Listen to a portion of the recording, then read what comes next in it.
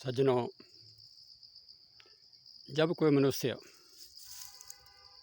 दृढ़ निश्चय के साथ काम आरंभ करता है, पक्के इरादे से काम आरंभ करता है, तो वह अवश्य जीवन में उस काम में सफलता प्राप्त करता है। सज्जनों, वह लड़का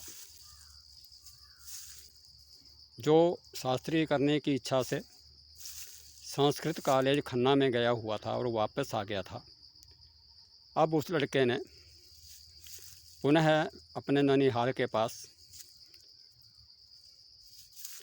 अपने चाचा के स्कूल में, जहाँ उसके चाचा हेडमास्टर लगे हुए थे, वहाँ 7वीं कक्षा की पढ़ाई पूरी करता है और 7वीं कक्षा पास करने के बाद 8वीं में वह फिर अपने पुराने स्कूल में आ जाता है। वहाँ से अगली कक्षा पास करता है। उसके बाद फिर वह शास्त्री की पढ़ाई करने के लिए दृढ़ निश्चय के साथ, पक्के इरादे के साथ खन्ना के लिए चल पड़ता है। सज्जनों, और फिर वह खन्ना संस्कृत कॉलेज में शास्त्री की पढ़ाई के लिए प्रवेश पा लेता है, पक्के निश्चय के साथ कि अब मैं पढ़ाई आरंभ करूंगा। एक दिन बीत गया, 2 दिन बीत गए, 3 दिन बीत गए।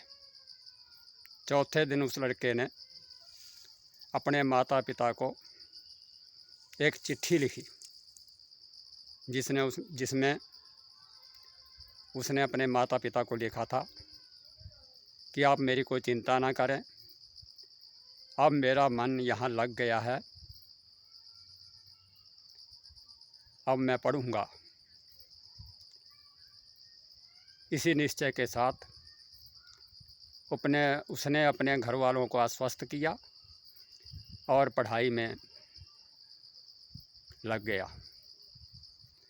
प्रवेशिका पास की, प्रज्ञा पास की और विशारद में होकर के फिर उसके जीवन में ब्रेक लग गया। सज्जनों, विशारद में वह लड़का अपने साथियों के साथ बैठ करके संस्कृत व्याख्या किया करता था। इन्हीं संस्कृत की व्याख्या संस्कृत में ही की जाती है। उसमें वह बच्चा मुखिया के भूमिका में और 15-20 बच्चों के साथ बैठ कर के पढ़ाई किया करता था। आप भी पढ़ता था और दूसरे साथियों को भी पढ़ाता था, परंतु वह विशारद में फेल हो गया। उसके पास उसके साथी आ करके दुख प्रकट करने लगे कि आप फेल हो गए, आप हमको पढ़ाते थे, हम पास हो गए। परंतु उस लड़के ने कहा कोई बात नहीं है, ऐसा चलता रहता है। लड़कों ने पूछा क्यों, क्या आपको फेल होने का दुख नहीं है? तो उसने कहा दुख तो है, परंतु हम हारते नहीं हैं। प्रयत्ने कृते अपने सिद्ध्यति को अत्र दोष है। यदि प्रयत्न करने पर भी काम में सफलता नहीं मिलती है तो यहाँ क्या कमी रह गई है? को अत्र दोष है, यहाँ क्या कमी रह गई है? ऐसा विचार करते हुए उसने कहा कि मैं अपनी कमी को देखूंगा, जिसके रहते मैं फेल हुआ हूँ। दूसरे साल उस लड़के ने अपनी कमी पूरी की और उसने विशारद करने के बाद शास्त्री की पढ़ाई, विशारद कक्षा पास की, फिर शास्त्री प्रथम और शास्त्री द्वितीय पास की।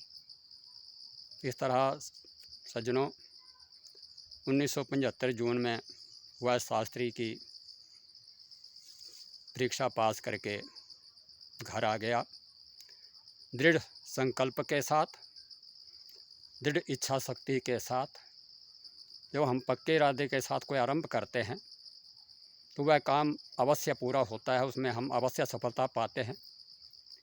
इसी भावना के साथ यह वीडियो आपकी सेवा में प्रस्तुत है।